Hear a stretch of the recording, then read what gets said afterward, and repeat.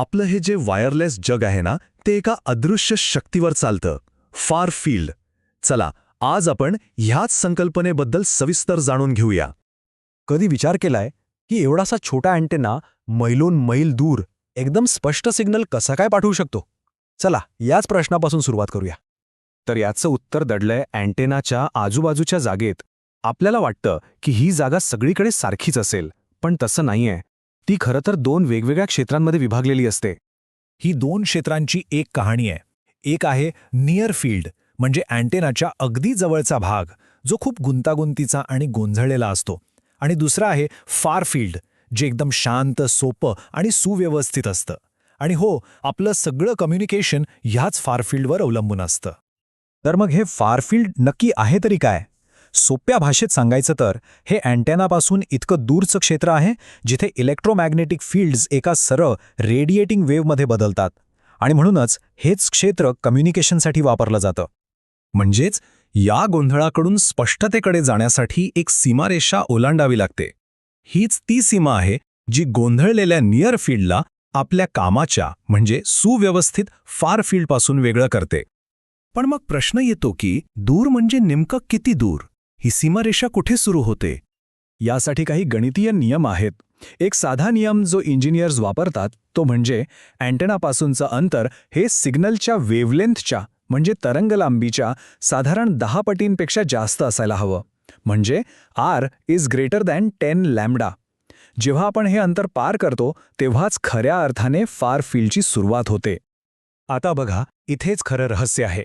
अँटेनाच्या अगदी जवळ म्हणजे नियर फील्डमध्ये सिग्नलची ताकद खूप वेगाने कमी होते. म्हणजे अंतराच्या वर्गाच्या 1/r² आणि घनापटीत 1/r³. त्यामुळे तिथे सगळा गोंधळ असतो. पण जसं आपण दूर जातो तसे हे घटक एकदम कमी होतात आणि शेवटी फक्त एकच घटक शिल्लक राहतो, तो म्हणजे रेडिएशन. हा घटक फक्त अंतराच्या व्यस्त प्रमाणात 1/r कमी होतो. आणि हाच तो स्थिर, प्रेडिक्टेबल सिग्नल आहे जो आपल्या कम्युनिकेशनचा आधार आहे. तर एकदा का आपण ह्या गोंधळलेल्या भागातून बाहेर पडून फार फील्डमध्ये आलो की सगळं काही सोपं होऊन जातं. इथल्या इलेक्ट्रोमॅग्नेटिक लहरी काही अगदी सरळ आणि सोप्या नियमांनुसार वागतात. इथे सिग्नल एका खास स्वरूपात असतो, ज्याला ट्रान्सव्हर्स इलेक्ट्रोमॅग्नेटिक किंवा TEM म्हणतात. म्हणजे काय? तर इलेक्ट्रिक फील्ड, मॅग्नेटिक फील्ड आणि सिग्नलच्या प्रवासाची दिशा हे तिन्ही एकमेकांना काटकोनात असतात. विचार करा, ही किती परफेक्ट आणि कार्यक्षम रचना आहे. यामुळेच ऊर्जा वाया न जाता सिग्नल खूप दूरपर्यंत पोहोचू शकतो. या फार फील्डची अजून काही वैशिष्ट्ये आहेत. एक म्हणजे इथे इलेक्ट्रिक आणि मॅग्नेटिक फील्ड्स एकदम तालात असतात, म्हणजे एकाच फेजमध्ये. दुसरं म्हणजे त्यांच्या तीव्रतेचं गुणोत्तर नेहमी स्थिर राहतं. आणि सगळ्यात महत्त्वाचं, इथे सगळी ऊर्जा फक्त बाहेरच्या दिशेने फेकली जाते, काहीही साठवून ठेवली जात नाही. म्हणूनच हे क्षेत्र माहिती पाठवण्यासाठी इतकं परफेक्ट आहे. आता एक गंमत बघा, अँटेनातून निघालेला सिग्नल तसा गोलाकार असतो, पण तो इतका दूर जातो की त्याचा तो गोलाकार भाग खूप मोठा होतो. इतका मोठा की रिसिव्हिंग अँटेनाला तो जवळपास सपाटच वाटतो. यालाच युनिफॉर्म प्लेन वेव्ह अप्रॉक्सिमेशन म्हणतात. आणि यामुळे सिग्नल पकडणं आणि समजून घेणं खूप सोपं होतं. याचं एक उत्तम उदाहरण म्हणजे आपली पृथ्वी. आपल्याला माहीत आहे की पृथ्वी गोल आहे, पण आपण जेव्हा उभे असतो तेव्हा आपल्याला जमीन सपाटच दिसते ना? अगदी तसंच फार फील्डमध्ये होतं.